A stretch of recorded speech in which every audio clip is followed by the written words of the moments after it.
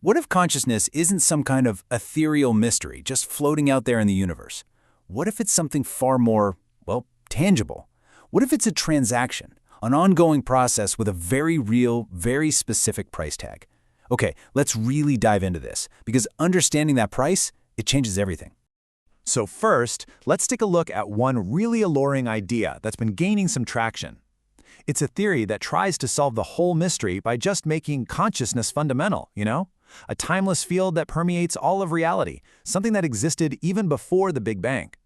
The core of this idea, which comes from nanotechnologist Maria Strama, defines consciousness as this universal capacity for awareness. And you gotta admit, it sounds profound, right? It sounds like this grand, unifying concept. But let's look just a little bit closer. And here's where we hit the real issue. When you unpack that definition, you realize it's completely circular. It basically says consciousness is, well, it's a capacity for consciousness. We're just caught in this closed loop of synonyms that doesn't actually explain a thing.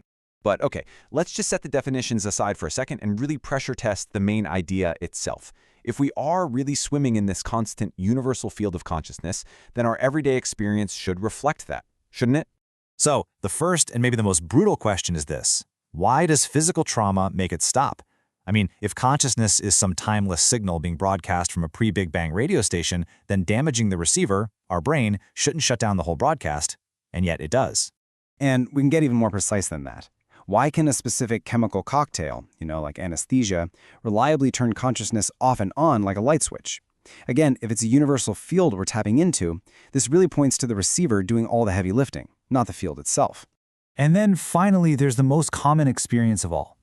Why does it just disappear every single night when we're in a dreamless sleep, only to kind of reboot in the morning? A truly timeless universal field wouldn't just take a nightly break. These really simple observations all suggest that consciousness isn't a signal we receive, but a process we actively generate. So, with that in mind, let's pivot to a more robust explanation. This is one that's grounded not in some timeless field, but in a very concrete, very demanding currency: energy. Okay, here it is, the crucial number, 20 watts. Think about this for a second. The human brain is only 2% of our body mass, but it consumes a staggering 20% of our total energy. Evolution does not maintain an organ that expensive unless it's doing something absolutely vital. And this right here is the critical shift in perspective. A 20-watt energy bill isn't for some passive radio receiver. It's for a factory, one that's working around the clock to literally manufacture our reality. Consciousness isn't something you find, it's something you build, moment by moment. So this cost-based view lets us do something philosophers have struggled with for centuries. It lets us open up the suitcase of consciousness and see that what we call the hard problem isn't one big intractable mystery, but actually two distinct and solvable problems just bundled together. And the two problems are these. On the left, we've got to explain why experience has qualities. Why the color red feels different from the taste of coffee. We're going to call this semantic space. And on the right, we have to explain why experience feels like a unified, continuous flow. And we'll call that semantic time. Each one of these is an incredibly elegant, cost-saving solution to a fundamental problem. So what exactly is semantic space? Well, think of it as the brain's solution to a massive data storage problem. It's just way too costly to store every single raw experience. So instead, the brain compresses them all into a relational map. The unique quality of any experience is just its position on this map relative to everything else. It's incredibly efficient. And what about semantic time? This solves the output problem. See, your brain is this massively parallel processor, but your body can only do one thing at a time. You can't walk left and right at the same time. This physical limitation creates what's called a serial bottleneck, and that forces all that parallel brain activity into one single unified stream. The feeling of now is the experience of that bottleneck in action. But here's where it gets really, really interesting. These two components, this map and this path, they aren't unique to brains. It turns out they're expressions of a much deeper organizing principle that shapes reality at every single scale. The core concept here is called a cost basin. Think of it like a trap of efficiency. It's what happens when a group of components, and these can be particles, cells, or even people, they co-specialize so deeply that it becomes more costly for any one part to leave than it is to stay integrated. They literally can't afford to break up. They are locked in by mutual dependency. And this is not just a biological idea, it's basins all the way down. The atomic nucleus is a cost basin, held together by binding energy.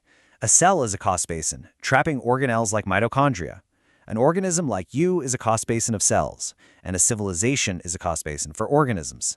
It's a fundamental architecture of existence itself. So what on earth does this have to do with subjective experience? This is the framework's really radical claim, the first-person perspective, that feeling of what it's like to be something. It isn't some extra mysterious property. It's simply the view from inside a cost basin.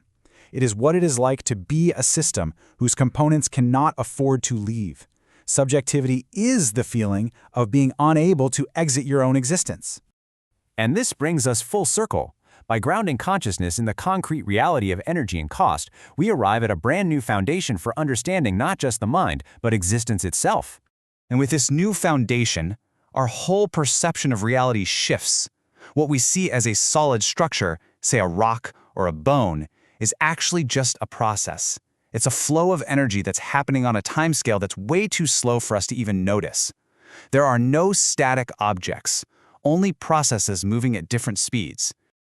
Ultimately, this entire explainer can be compressed into these 4 words. Existence isn't some given state, unity isn't a gift, and consciousness isn't some free universal field. Every single moment of existence, from the binding of an atom to the thought you're having right now, is an active, ongoing transaction. Everything flows and everything costs. So what does it change when we see the world not as a collection of things, but as a ledger of transactions?